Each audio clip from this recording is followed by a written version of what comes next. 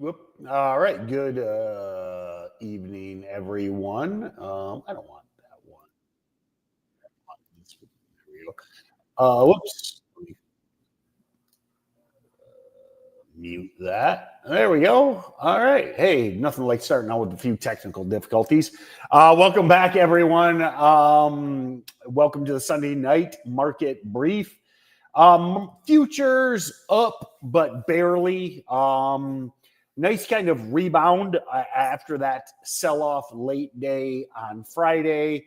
The one thing is not a ton of like market news flow this weekend. Kind of really slow overall, I would say, when it comes to news flow. Now, I mean, it is late summer. You got to remember, at the end of the day, late summer, we're last couple weeks before Labor Day. It just kind of is what it is. But, I mean, always nice to see futures green. I mean, obviously, we prefer that to some big gap down. But I wasn't shocked when I saw we were just kind of, slightly up. Mainly, again, just nothing that much on the old news grinder this weekend to really get people that excited about. So that being said, let's jump over here and let's get into the agenda. So let me grab my notes. We've got for the week, let me scroll up. We had fresh all-time highs on the S&P 500 and NASDAQ. Yet again, Dow did lag a little bit, but still all-time highs across the board. Tech continues to lead the trend. AI-linked names obviously outperforming. Utilities and financials are warming up a little bit as well as we head into earnings season as well. Tariff discussions, it's that old back and forth with the tariff stuff. People get spooked and then they calm down. It's like this same repeat, but we did have some tariff news that got people a little worried earlier in the week. I'm not worried. You guys know I'm crazy bullish tariffs. I think it's one of the best decisions we ever made. Billions and billions of dollars coming in. We talk about that almost every week. But every time people panic about the tariffs, I'm always like, geez. But anyway, inflation data pretty mixed and markets brushed it off. I think, when you saw the inflation data, I think a lot of people were expecting worse numbers and, still kind of flat. I mean, at the end of the day, you got 4 years. Well, and listen, you take into COVID. I mean, you go back to COVID and all of the idiotic money printing and everything that went on during COVID. Then you fast forward to 4 years of Joe Biden just spending money like his crackhead son and printing money. I'm actually pretty encouraged. And I think the market reacted to that. I mean, you can't shake off, 4 or 5 years of just terrible, terrible policy making and monetary policy in, 8 months. So I think that's why, even though the inflation numbers weren't as good as everyone wanted, market shook them off, totally shook them off immediately, really. I mean, the number dropped, market pulled back for about 10 minutes and then took back off. And listen, I think, and again, I've been very consistent on this. I mean, inflation's going to crater. It's just you can't unwind, like I said, 4 or 5 years of some of the idiotic money printing and wasteful spending of the Biden era. You can't fix that in 6 to 8 months, but Doge is working on it. So, and then tariffs are offsetting that. So we're in the golden age. We're in the beginning of the golden age. The golden age is still coming, but it takes time to fix these things. A lot of parallels to 1999. And actually I'm going to talk about some data points. I think it's, I think it's different than 1999. I see a lot of these. I was actually on Schwab TV on Friday. I'm not sure if anybody saw that appearance on Schwab TV, but everybody is comparing the boom right now to the dot-com era, but I don't see the parallels. I really don't. Because what happened during the dot-com boom was, I mean, a lot of these internet companies, but there was just a lot of fluff as well, like pets.com. Okay. Like, I mean, I don't know if you guys remember the .com boom. Like companies would literally just, open, like start a website. I mean, this is the late 90s. A lot of companies didn't even have websites. They would just put up a website and the stock would like triple. Nothing changed in their business. Nothing changed. They just had a website now and the stock would like triple. That was the irrational exuberance that we ran into during the .com boom. Now we're in the AI era, but I think it's different. I mean, again, a lot of people are drawing parallels. I don't think it's the same thing. AI is, in my opinion, going to be the greatest technological advance of all time. It's going to exceed, fire, the wheel, the internal combustion engine, electricity. I mean, when you look at the real world application of AI, like there are absolute real world applications. I mean, hopefully all of you guys are using it in your trading. Okay. Some of you guys might have heard. I mean, I developed a swing trade AI called Iris 2 years ago, actually just upgraded it. But hopefully all of you guys are using AI in your trading. Hopefully you're using it in your business. Hopefully you're using it in your personal life.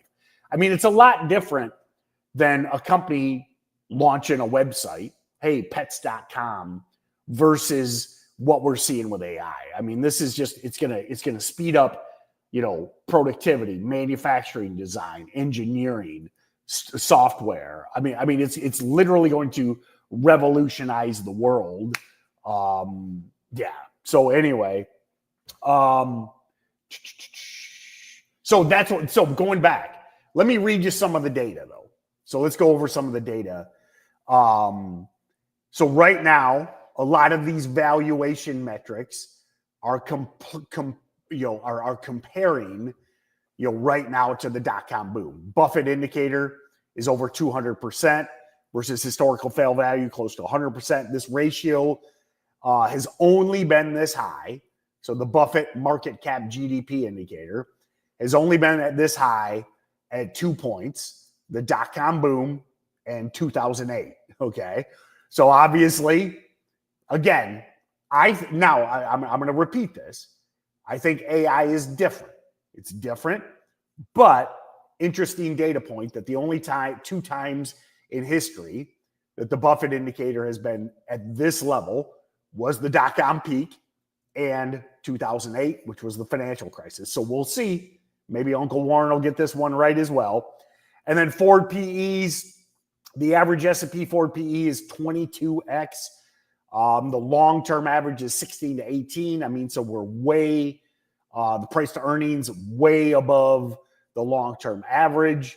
And we have 10 stocks that are at 25x forward earnings. So that's higher even than the year 2000. So we have 10 stocks that are at 25x forward PE, higher than any back in 2000.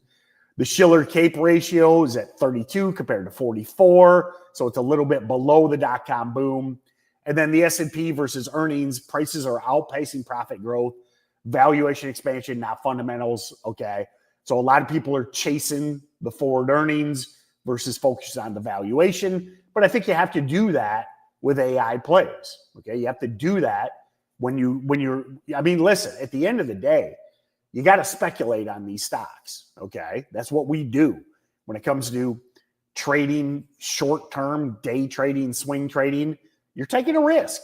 I mean, these stocks, hopefully all of you guys know this. At the end of the day, we're risking money here, right? I mean, we're trading very speculative stocks. Now, most of you have been here week after week. I mean, that's what we do. That's why we always have a trade plan. That's why we always have a stop loss. So what you have to understand is, if you're trading companies at 25 PEs, okay, you got to have a stop loss because there's a good chance if the music stops, as they say, that stock is going to reverse hard. But this is what so many people fall into a trap, is they just sit on the sidelines forever because they see a lot of these data points, and then the stock just keeps going higher, higher, higher, higher. I mean, I remember people like talking about for like years, they refused to buy NVIDIA because it was up too much. And then NVIDIA proceeds to like triple over that same time frame. Now you have to disconnect your kind of long-term investor brain from your trading brain. This is where you have to if you want big short-term gains, then you have to speculate at the end of the day. I mean, look at all these penny stocks. We routinely day trade penny stocks that are up 100, 200, 300% on the day. If you constantly sit there and you're like, this stock is up too much, the valuations are too high, well, you're just never going to enter any trades. You will sit there every single day and be like, oh, the fundamentals don't match, stock's up too much. Now, again, I want to be clear. That doesn't mean you become a Pollyanna. Doesn't mean you buy some crazy penny stock or some AI play with a 25 PE with no plan. But that's the beauty of being disciplined, having, like entering a trade and knowing what you're doing, eyes wide open. Okay. I'm going to buy a stock that is on a hell of a tear because I don't want to miss the second or the third or the fourth leg, but I'm going to analyze the chart. I'm going to look at support and resistance levels. If I buy that stock and it reverses back to a support level but bounces off that, then I'm going to stay in. Vice versa, if it reverses and breaks support, well, now the chart is telling me that the time wasn't right, and I can simply re-enter if it retests the technical levels. So that being said, that Schwab interview, I'll post it. It was kind of fun. They had this, where is it? There's that one. There it is. It's kind of cool. Schwab TV, they want me there. They want me there every once a month. So maybe they'll, I don't know. They'll probably offer me a job. I won't take it. I ain't working for, Blah. But anyway, they'll probably, they keep bugging me to come back on. And as of right now, they might, I might be doing like this regular monthly spot, but if they offer me a job, I ain't taking it. I don't do well working for people. Been an entrepreneur my whole life. So anyway, you go from, like basically the only real jobs I've had in my life. I was a grocery bagger in high school. And then in college, I delivered pizza. So the only real jobs I've had in my entire life was I bagged groceries in high school. Then in college, I delivered pizza. Set every franchise record, by the way, for both dollar amount delivered and number of deliveries in a night. I did run over a little kid once. He was okay. I got a lot of pizza delivery stories. The kid was okay. He was riding his bike behind me. It was actually the kid's fault. He hit me more than I hit him, but he was fine. But someday I'll tell you the pizza delivery stories because I got some good ones, man. But then I started my business in 1994. So I started that internet company in 1994, built that business up over about 10 or 15 years, started trading in the early 2000s, sold the business in 2013, became a full-time trader in 2013. So I've never had a job, but yeah, other than pizza delivery and grocery bagger in high school. So anyway, back to the Schwab TV one. It was pretty fun because they had kind of a technical analysis guy. So we talked about Wriggle, Joby, and Open. And then they kind of asked me for more of like the big picture idea. And then we and then the other guy, I don't remember his name. He seemed pretty, he knew his stuff. I liked the guy. He broke down all of the technicals. So I did link that. You can also Google Tim Bohen Schwab TV. I really like those three ideas, by the way. So if you're looking for some longer term speculative ideas, okay? So understand Wriggle. Now, Wriggle was a swing trade from Iris last Friday night.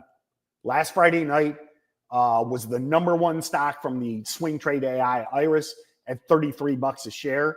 Was green every single day this week, by the way. Green 5 days, green 5 straight days, Wriggle was. And that was the number one from Friday night. I actually invited a lot of you to that webinar last Sunday night. And sure enough, like everyone said they wanted to learn more about Iris and learn more about swing trading and how to use AI. And then like 5 people from the YouTube actually showed up last Sunday night. Did give out Wriggle as the free pick though. And then the next morning hit the buy price and was green 5 straight days. So, but I can't make them show up, you know, So anyway, Wriggle, Joby, and Open, both longer term, but speculative ideas. So not, you can day trade them, but they're more looking for dips, okay, looking for dips to support for buys, and then longer term ideas. Joby is a flying car play. Open, a lot of you guys remember Oracle crushed that stock a few different times. And actually, when I was at the New York Stock Exchange a month ago, Open was kind of like one of the picks. And then what was cool is Paul Tudor Jones. Sure, a lot of you, hopefully you know Paul Tudor Jones. I didn't realize it's back on YouTube, by the way. The Trader, Paul Tudor Jones. This was for years and years and years. This was really hard to find, but it's back right there. Like it used to be, like PBS forever would voraciously defend the copyright on this. But maybe it might have went public domain. I mean, maybe it went public domain. That's why they don't, you know what? How long does it take for something to go to public domain? 30 years or something, maybe. So they used to, this is great. Definitely watch it. I've always been a huge fanboy of Paul Tudor Jones. Now, listen, you're not necessarily going to learn anything directly trading related. Okay. It's more like if you're excited about the markets, you're curious about history, it's a great documentary. And for years and years, you had to like get it off of torrent because I think PBS would do takedown notices. Now you can watch it. I don't know. Maybe it was like 30 years and then it became public domain, so they quit doing the takedowns. But just a fun watch, you know, Sunday night. If you want to do, I mean, again, not going to teach anything really trading related, but it is a fun watch on a Sunday night, you know, and it's cool. It's actually available now. So, so we went through the numbers. Let's get to the calendar. So we got Monday pretty quiet, Tuesday pretty quiet, Wednesday, man, we don't have a ton of academic So really the only speaker we have is Powell, 10 a.m. Friday. Then we got the NAHB Housing Market Index tomorrow, 10 a.m. CBAT has earnings. Blink has earnings after the close. PanW earnings after the close. Then Tuesday, we got housing starts, building permits, Redbook, inventory data. Then Tuesday earnings, we got Home Depot. I'm just looking for the ones that are actionable. Not much Tuesday morning. After the close, not much too interesting. We are in the middle of earnings season, but man, this week it's pretty quiet for like volatile plays. Okay. Is that why? Oh, Paul Tudor Jones did not. Interesting. Anna Bleps. How do I, let me give that. Thank you, Anna Bleps. I didn't know that. So why? So he didn't like it? Interesting. I always like a little bit of insider info. Thank you, Anna Bleps. I didn't know he was the one issuing the takedown. I don't know why. It's not like it paints him in a bad light. Interesting. But anyway, thank you, Anna Bleps. You guys know I'm a fan of history. Like, I don't watch TV. I don't watch sports. I just read history. Like, the only TV I watch is like military or history documentaries. But thank you for that, Anna. That's interesting to know. If you have like a link, post it in the chat. Because I thought it made him look pretty cool. I wonder why he wanted to take it down. Anyway, so then Thursday we got jobless claims. So Thursday will be actionable. We got weekly jobless claims and continuing claims. That's 8:30 on Thursday, and then earnings on Thursday. Man, it's a pretty quiet week for like volatile plays. Just not much. So next week will be hotter earnings wise, and especially once we get post Labor Day. But man, just nothing really jumping out at me on the calendar earnings wise. Then we got rigs. We got the Baker Hughes rig counts on Friday. And then again, just a lot of kind of boring plays. Jackson Hole is taking place next week. Yeah. So economic data, kind of a boring week overall, really. So yeah, I think that's the big agenda, guys. Any questions for me? Hit me with Q&A. I usually go 30, 45 minutes. Hit me with questions. I didn't see any really.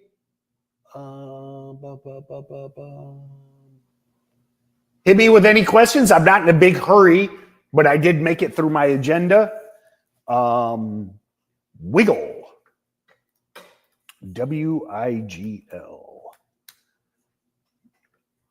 Yeah, is that a ticker? I don't get a match for Wiggle. I get no match for, and it doesn't ring a bell.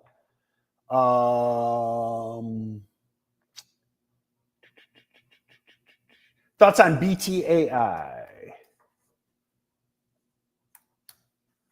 Let me share my screen here.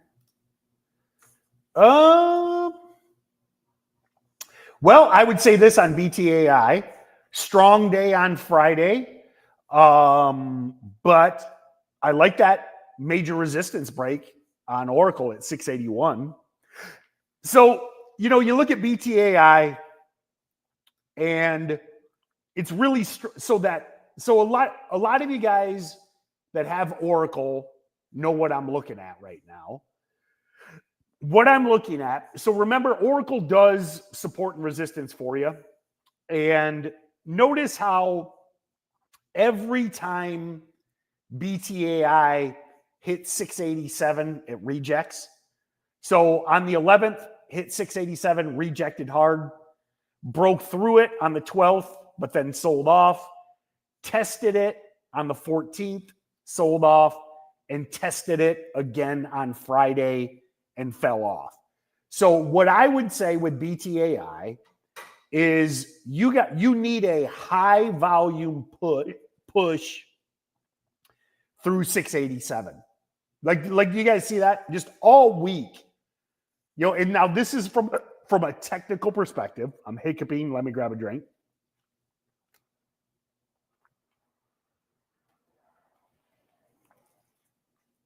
Notice how just all week this thing was allergic to 687. Does everybody see that? Like every day this week, or last week, I should say. 687, reject, 687, reject, 680. It's just over and over again. So if you're looking to trade this, you need a high volume push through that level. Now, what's great about Oracle, again, is that notice there's one line that's bright green. That is what's called the major resistance level, okay? And look at it. It's literally resistance. This stock cannot break through that level. So use your technicals. And I would wait for a high volume push through 680. So Wriggle's just a hold for me now. Remember, Iris alerted this last Friday, not this Friday, last Friday at 33. Okay. And it's been green every single day. To me, this is just a hold at this point. It's a swing trade. So, PGen.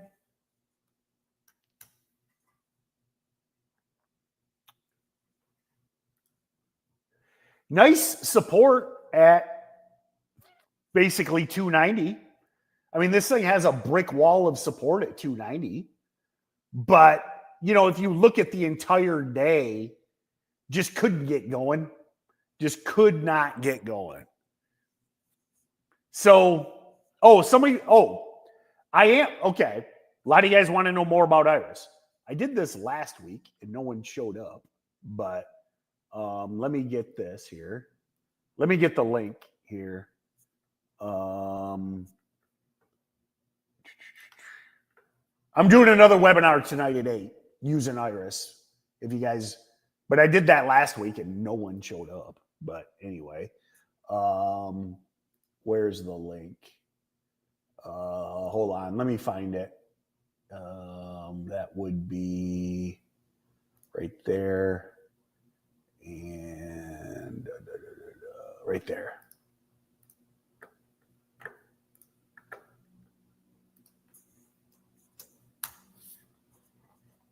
So I just put the link in chat. Let me go back here. So anyway, back to PGen. I would look for, you know, some sort of trend break, because now what I like about this is you got good support at 290, but then you just have all of this indecision all through the day.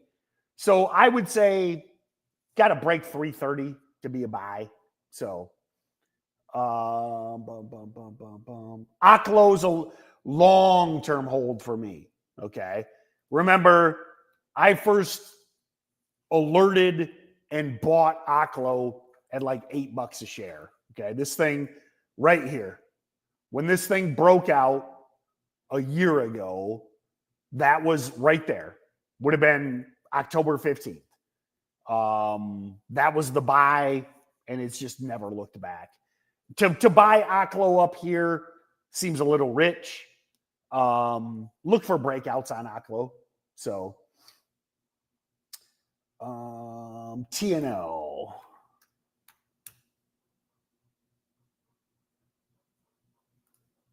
Oh man, this thing wants to go. Man, TNL. So this thing pulled right back to support, and this thing wants to go, man. When's earnings? Let me see. When is earnings on TNL?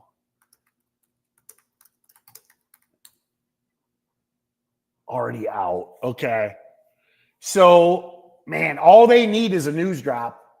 Like, this thing pulled right back to support, bounced off it. TNL wants to go. So, open. I would say just watch that Schwab TV breakdown. We went over it on Friday. So, where do I get the calendar? I get it all from Breaking News. So, when it comes to like the economic calendar, the earnings calendar, financial data, now a lot of you have Breaking News chat. I get everything from there. Okay. Like, I don't get, like, when it comes to the earnings announcements and economic data and all the data, I just get it from the guys in Breaking News. A lot of you have it. That's what I use. So X4, oh man, she wants to squeeze. So X4, 330. So I'm going to run, guys. Thank you for the Q&A. So there were two stocks on the Thursday night squeeze report. Two stocks, BSLK at 9. Woo! who was ready for BSLK at 9 on Friday morning? Thursday night, I published the squeeze report. The primary idea was X4 330. Never hit 330, but this thing is primed. This thing is primed to squeeze. So be ready for 330. The other one on the squeeze report Thursday night was BSLK at 9. I know a lot of you probably crushed it because you had the squeeze report. This thing hit freaking, look at that gold pivot, red to green alignment, and the squeeze point. Now, I published that report at like 6 o'clock Thursday night to buy BSLK at the squeeze point of 9, gap down Friday morning, hit 9, which also was the pivot in red to green alignment. Like we had the trifecta. We had a squeeze point right at a red to green and a gold oracle pivot. All three lined up within pennies of each other. And look at what happened when BSLK broke 9. Absolutely parabolic. Parabolic. So, all right, guys, I got to run. Have a great night. And I know a lot of you guys are in the daily income trader system. I know a lot of you guys are in StocksToTrade Elite. Listen, if you're in StocksToTrade Elite, we got 5 webinars tomorrow, right?